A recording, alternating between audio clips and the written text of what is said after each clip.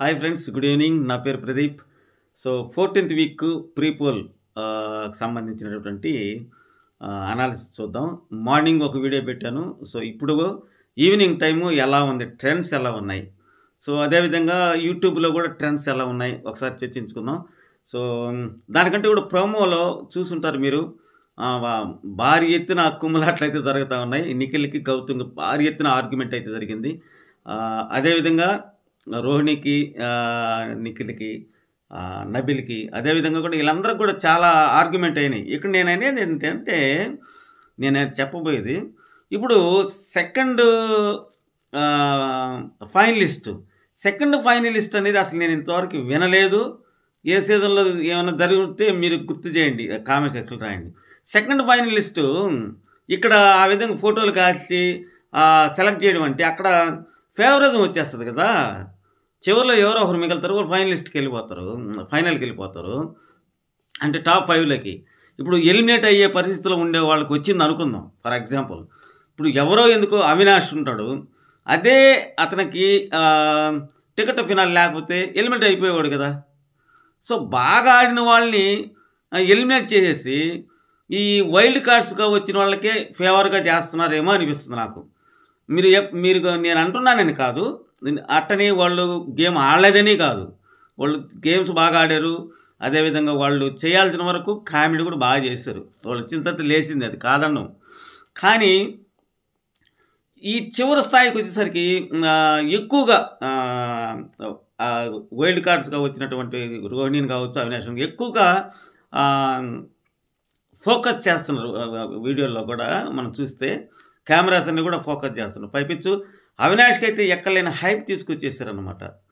అంత హైప్ తీసుకొచ్చినా కానీ ఓట్లు పడలా. ఇప్పుడు రోహిణి పరిస్థితి కూడా అలాగే ఉంది. సో దీన్ని బట్టి నేనేమనుకుంటున్నానంటే, ఇప్పుడు సెకండ్ ఫైనలిస్ట్ ఎవరైతే ఉంటారో, ఎందుకంటే లాస్ట్లో ఇద్దరు ఉన్నారు, ఎవరు, ప్రేరణ, నబిల్. వీళ్ళిద్దరి పరిస్థితి ఎలా ఉంది, ఒకరికేమో ఓటింగ్ బాగుంది, ఒకరికేమో కొన్నిట్లో చివరిలో ఉంటున్నారు. అది ఏంటి అనేది మనకు కూడా అర్థం కాని పరిస్థితి. సో ఇది ఫర్ ఎగ్జాంపుల్ అంటే ఊరికి ఉదాహరణ చెప్తున్నా, ప్రేరణకు తక్కువ ఓటింగ్ ఉంది అనుకుందాం. ఇప్పుడు సెకండ్ ఫైనలిస్ట్ అయిపోతే ఆ అమ్మాయి సేవ్ అయిపోయినట్టే కదా. అదే నబిల్ చివరిలో ఉన్నాడు, ఎలిమినేట్ అయ్యే పరిస్థితి ఉంది, అతను ఇప్పుడు గెలిచాడు అనుకో, ఇక్కడ బాగా ఓటింగ్ పడినాడు, నష్టం జరుగుతుంది కదా. మరి ఎందుకు బిగ్ బాస్ వాళ్ళు ఈ విధంగా వన్ సైడ్ ఫేవరిజం చూపించడం ఇది కరెక్ట్ కాదు. ఎందుకంటే ఈ ఎఫెక్ట్ నెక్స్ట్ సీజన్ మీద పడుతుంది. ఎవరు కూడా రావాలంటే భయపడతారు. ఎందుకంటే సో వాళ్ళ ఛానల్లో పనిచేసేవాళ్ళు, వాళ్ళకి అనుకూలంగా ఉండే వాళ్ళకి మాత్రమే వాళ్ళు ఎలిమినేట్ చేయకుండా రక్షిస్తారు అనే భావన ఇప్పటికే ఆల్రెడీ జనాల్లో పడిపోయింది. అది అలాంటప్పుడు నెక్స్ట్ సీజన్ 9కి ఎవరు వస్తారు చెప్పండి. ఇది కరెక్ట్ కాదేమో అనిపించింది నాకు. ఇదైతే పంచుకోవాలని మీకు ఈ విషయం తెలియజేస్తున్నాను ఫ్రెండ్స్. సో దానికంటే ముందు మన ఛానల్ ఎవరైనా కొత్తగా చూస్తుంటే తప్పకుండా లైక్ చేసి చూడండి, స్కిప్ చేయబాకండి. అదేవిధంగా పాత వాళ్ళు లైక్ చేసి చూడండి.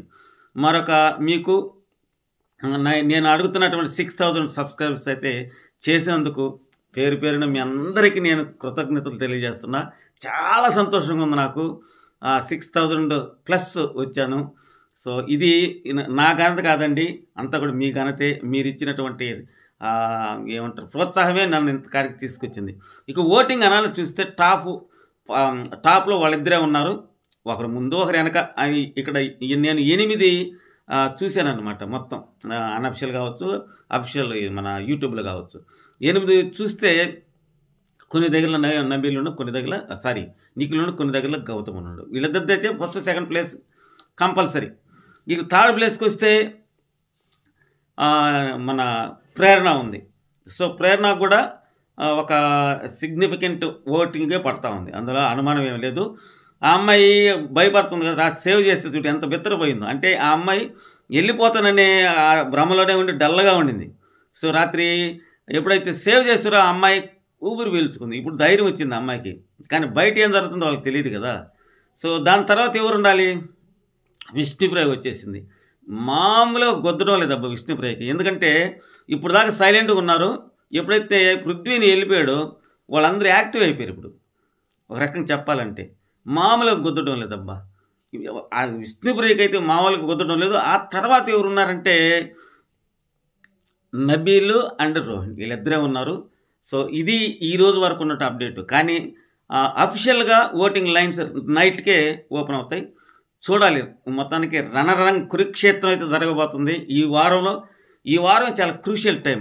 ఎవరు ఉండబోతున్నారా టాప్ 5లో అనేది తేలిపోతుంది. ఎందుకంటే ఒకరిని ఎలిమినేట్ చేస్తే ఇంక 6 ఉంటారు, ఒకరిని మిడ్ వీక్ ఎలిమినేషన్ చేస్తారు. దాన్ని బట్టి మనకు అర్థమైపోద్ది. మొత్తానికైతే హోరాహోరీగా జరుగుతూ ఉంది.